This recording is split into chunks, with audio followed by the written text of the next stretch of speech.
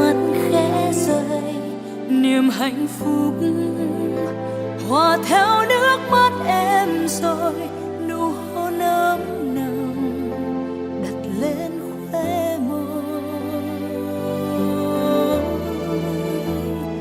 Ngày vui nhất đời anh, ngày vui nhất đời em, trong chiếc thiệp xinh xinh có tên hai đứa mình, ngàn lời chúc bình an, đôi bàn tay siết chặt, hai chiếc nhẫn kết của các bậc làm cha làm mẹ. Vâng, một lần nữa cho phép Rơ Tâm Sương xin được trân trọng kính giới thiệu và kính mời phía chiều hôn của họ nhà gái. Xin được phép có kính mời ông Siêu Bióc và bà Vui Hỏi Vui, tức là thân sinh của cô dâu, hãy cùng bước lên sân khấu đứng bên cạnh cô dâu. Năn chờ câu cờ ai bióc hàng dạ vui năn chừng po chừng ma chừng mỹ cờ cả đập này này ta đi ở bên lần long nơi thọ mời cả đập này.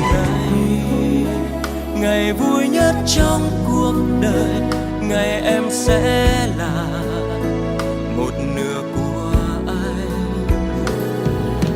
Tiếng chuông ngân lên, giờ thiêng liêng đến rồi, mắt em long lanh, giọt nước mắt khẽ rơi. Thứ mấy bảy đặng sông sâu. Vâng thưa quý vị ạ, hiện tại trên sân khấu tình yêu của chúng ta, đó chính là hình ảnh của một đại gia đình hạnh phúc nhất của ngày hôm nay. Vâng thưa quý vị, tình yêu hôn nhân đó là quy luật rất là quen thuộc đối với con người chúng ta. Yêu, được sống bên người mình yêu, đó là một niềm hạnh phúc lớn lao nhất, quý giá nhất mà Chúa đã ban tặng cho con người chúng ta từ thuở Adam và Eva ăn trái cấm trong vườn địa đàng. Thì cho đến ngày hôm nay thì thế giới loài người của chúng ta đã trải qua biết bao nhiêu là thế hệ những chàng trai cô gái sinh ra rồi lớn lên nên vợ nên chồng. Vâng thưa quý vị, cô dâu và chú rể của chúng ta cũng vậy, qua thời gian gặp gỡ tìm hiểu, họ đã yêu nhau và mơ ước xây dựng hạnh phúc tổ ấm gia đình của mình từ những tháng ngày kỷ niệm đó và cho đến ngày hôm nay. Ngày hôm nay thì tình yêu của họ đã được sự vun đắp của hai bên gia đình và đã được chính quyền địa phương công nhận. Vâng, hôm nay ngày 14 tháng 6 năm 2022, nhằm ngày 16 tháng 5 năm Nhâm Dần, cho phép tôi được xin thay mặt cho ban tổ chức và gia đình xin trân trọng tuyên bố buổi lễ thành hôn của cô dâu Hở Dương cùng sinh duyên với chú rể A Bân xin chính thức được phép bắt đầu. Ngày vui nhất đời anh, ngày vui nhất đời em, trong chiếc thiệp xinh xinh có tên hai đứa mình, ngàn lời chúc bình an, đôi bàn tay siết chặt, hai chiếc nhẫn kết lại minh chứng cho ngày vui nhất. Ngày hôm nay thực sự là một ngày hội lớn của hai gia đình. Nhà cưới hân hoan thì mừng trời thảo mà nhà trai phấn khởi đón dâu hiền. Vâng thưa quý vị, và trong giây phút trọng đại của ngày hôm nay nè chính có bọn hẹp ala bre sang ano cứ tới này có trung lo có bọn hẹp có cú pini có ai tài có cú có pi băng cái nung juai tua kalah chính mặt play tài chế hari này chính chỉ cho chính rêu rêu rempit mà rempit mang sang tua sang ano cái mày jual cái này mình một to lấy atap ni mình ai tài mau belang punya cutang mengplung punya pekong là rút mang rêu cho pekong này có pini pi băng có bethom hẹp lô tung ta chẳng ta có pini pi băng biên ta có hẹp tút nun. Vâng, xin cảm ơn lời phát biểu rất là chân tình của một vị đại diện đến từ họ nhà cưới. Và ngay sau đây xin mời quý vị chúng ta cùng lắng nghe đôi lời phát biểu của bên họ nhà trai. Xin trân trọng kính mời ạ. Trước hết là coi như là thay mặt cả hai họ trai và họ gái. Bây giờ là bác xin có một ý. Hôm nay là cái ngày vui của hai cháu, hai con của mình được là thành hôn tốt đẹp. Nay là tôi trước nhất là kính thưa thấy ban tổ chức. Thứ hai là thưa hai họ trai và họ gái. Thứ ba coi như là thưa tất cả các anh chị em xa gần, dù trai hay mãn hà, dù kinh hay thường, dù lường hay giáo, dù người không có đạo, thì chúng này có làm chứng kiến được là hai đứa con đã thành hôn. Là tôi không có gì hơn. Trước nhất là chúc hai cháu được trăm năm hạnh phúc. Thứ hai là chúc tất cả chúng ta gặp được may mắn trong cuộc sống. Xin hết. Vâng, xin cảm ơn lời phát biểu rất là chân tình của hai bên gia đình. Thật đúng là nước biển mênh mông thì sẽ không bao giờ đong đầy được tình mẹ, mà mái trời lồng lộng thì sẽ không bao giờ phủ kín được công cha. Và một lần nữa xin chúng ta dành một tràng pháo tay thật lớn chúc mừng cho hai hôm nay đã có dấu hiền để thảo thưa quý vị ạ.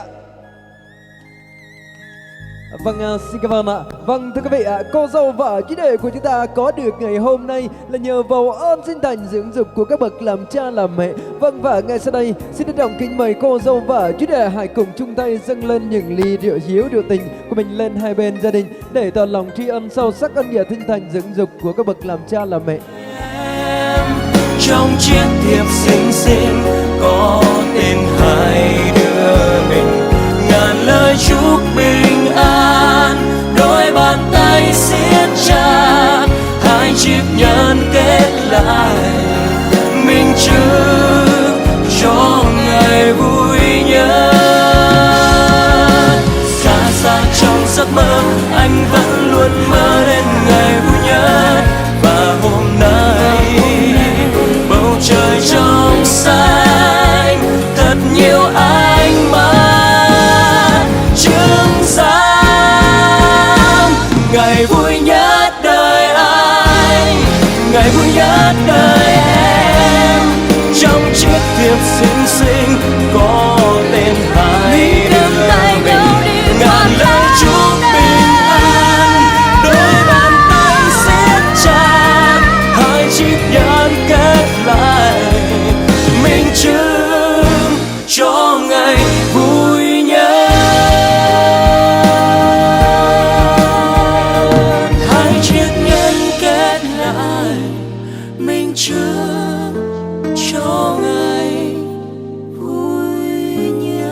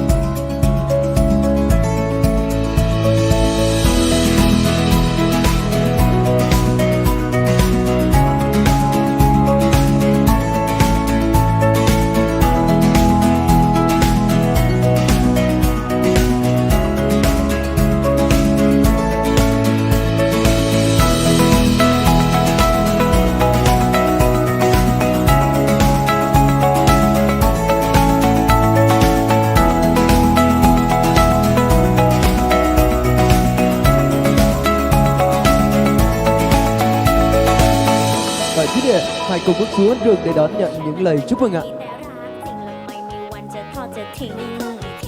ให้ใครต้องไปนั่งเสียใจหน้าตาไม่ดี Cho tất cả mọi người chúng ta được nên duyên vợ chồng ạ.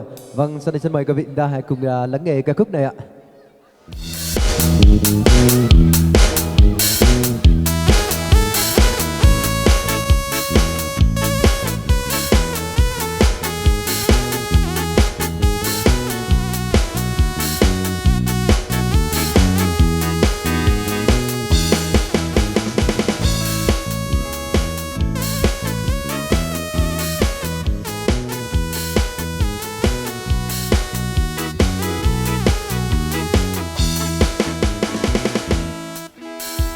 Ý muốn Chúa kết hợp loài người để giúp đỡ có nhau khi cần. Dương Adam đã cất xa rồi và hơi đẹp tươi. Mai dương kia đã lập tuyệt vào, duyên đôi ta đã kết chặt rồi. Chúng ta yêu nhau chung sức say đầy, đẹp lòng Chúa trên trời. Xin ngôi cao chiên cho chúng con phút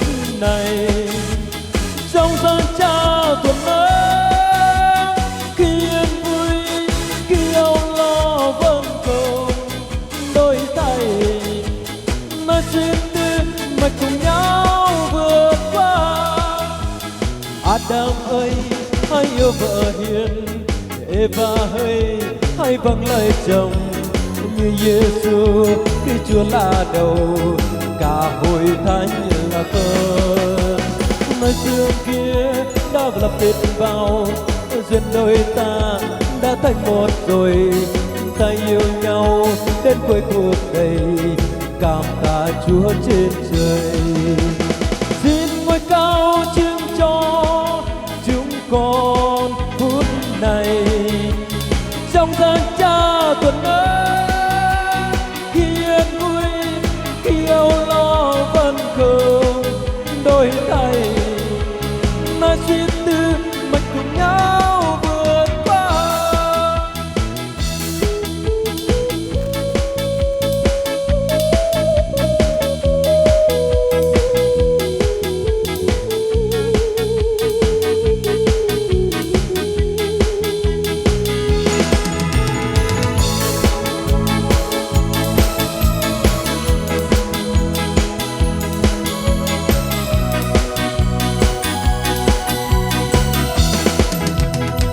Muôn Chúa kết hợp loài người để giúp đỡ có nhau khi cần. Xương Adam đã cất xa rồi, Eva hãy đẹp tươi. Mai xương kia đã lập kết vào, duyên đôi ta đã kết chặt rồi. Ta yêu nhau chung sức say đầy, đẹp lòng Chúa trên trời. Xin ngôi cao chứng cho con phút này, trong gian cha tuần ơi, khi yên vui khi âu lo vẫn không đổi thay, mà suy tư mà cùng nhau vượt qua.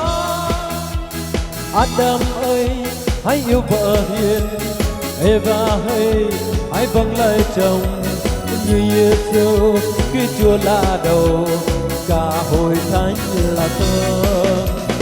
Mà xưa kia đã lập kết vào, duyên đôi ta đã thành một rồi, ta yêu nhau đến cuối cuộc đời, cảm tạ Chúa trên trời. Xin ngôi cao chứng cho chúng con phút này, trong gian cha tuần ơi, khi yên vui khi âu lo vẫn không đổi thay, mà chuyên tư mà cùng nhau vượt qua. Khi yên vui khi âu lo vẫn không đổi thay, mà chuyên tư mà cùng nhau vượt qua. Khi yên vui khi âu lo vẫn không đổi thay, mà chuyên tư mà cùng nhau vượt qua.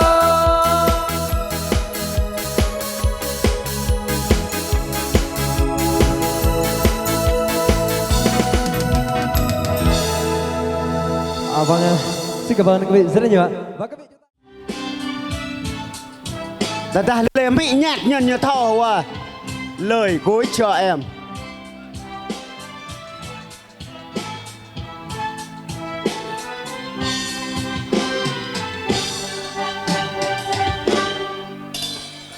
Em anh xin em một lần cuối, đừng trách anh, đừng giận anh nhé em. Em, anh van em nói đi, em nói đi, em nói sẽ không bao giờ buồn. Nếu ngày mai nếu chúng mình xa nhau, anh xin hứa lời cùng em lần cuối. Nếu ngày mai lỡ chúng mình xa nhau, anh xin muôn kiếp yêu em mà thôi. Đừng giận anh bằng đôi mắt buồn, vời vợi. Thà em nói, thà em trách rằng anh dối gian thật nhiều. Và bây giờ chỉ còn đôi ba giây phút cuối bên nhau. Em nói đi, dù chỉ một lời làm ta nát lòng nhau.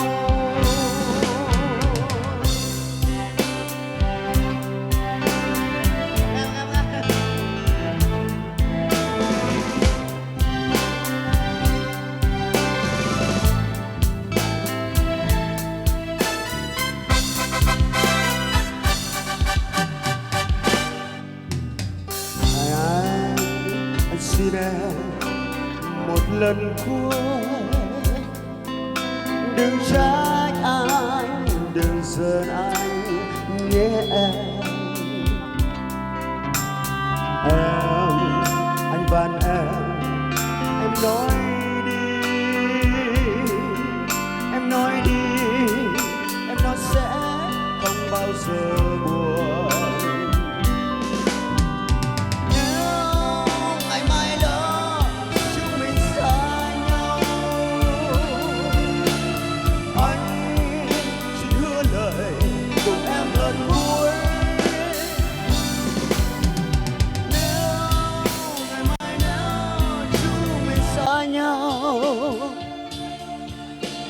Anh xin muôn kiếp yêu em mà thôi.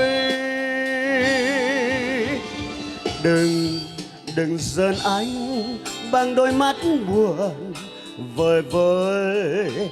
Thà em nói, thà em trách rằng anh dối gian thật nhiều. Và bây giờ chỉ còn đôi ba giây phút cuối bên nhau. Em nói đi, dù chỉ một lời làm ta nát lòng nhau. Nếu ngày mai nếu chúng mình xa nhau, anh xin hứa lời cùng em lần cuối. Nếu ngày mai lỡ chúng mình xa nhau, anh xin muôn kiếp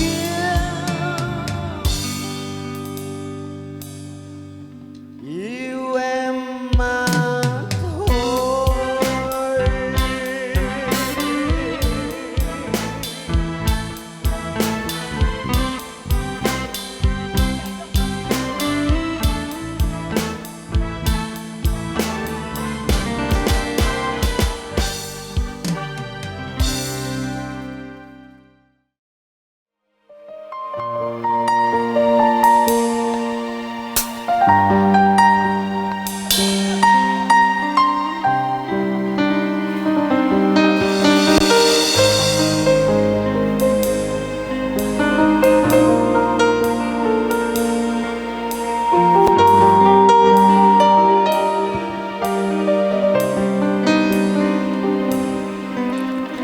Anh nghe xin có từng hạt mưa đã gọi tên em, bỗng thấy thương cây bằng nó, thương chiếc bóng cơ phòng.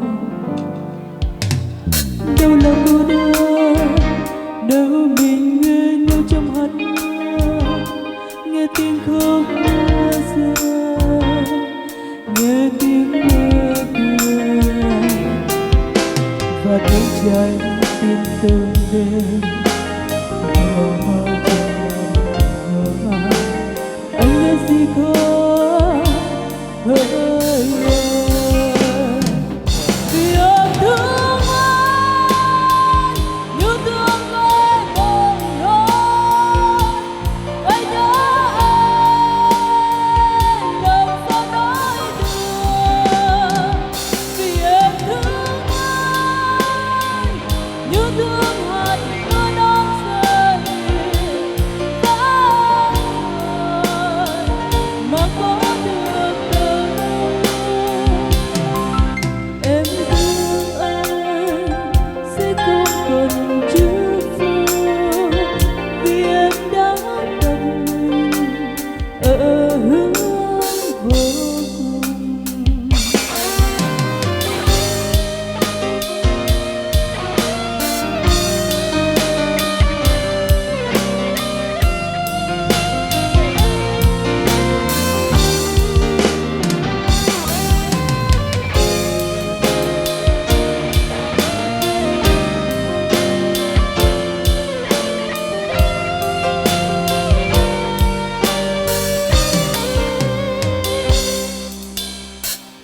gì không từng hạt mưa đã vội tên em bỗng thấy thương cây bằng ngõ thương thiết bỗng vô vọng đâu là cô đơn nếu mình nghe nhau trong hạt mưa nghe tiếng khóc mưa rơi nghe tiếng mưa cười và tiếng trái tim từng đêm có chỉ là bằng ngỡ anh nghe gì không anh hỏi vì em thương anh như thương ai bằng ngỡ phải nhớ anh làm sao nói được vì em thương anh như thương hạt mưa nóng dày mà có được đâu em thương anh sẽ không cần trước sau vì em đã đặt mình ở hướng vô vì em thương anh như thương ai bằng ngón anh nhớ anh làm sao nói được vì em thương anh như thương hạt mưa nóng dày vắng người mà có được đâu em thương anh sẽ không cần trước sau vì em đã đặt mình ở hướng vô cùng em thương anh sẽ không cần trước sau vì em đã đặt mình ở hướng vô cùng. Dạ, xin cảm ơn.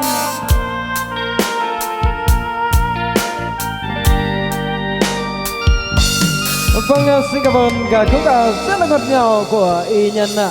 Thật đúng là có trai câu gái thì ngày vui nó mới khỏe được phải không quý vị ạ?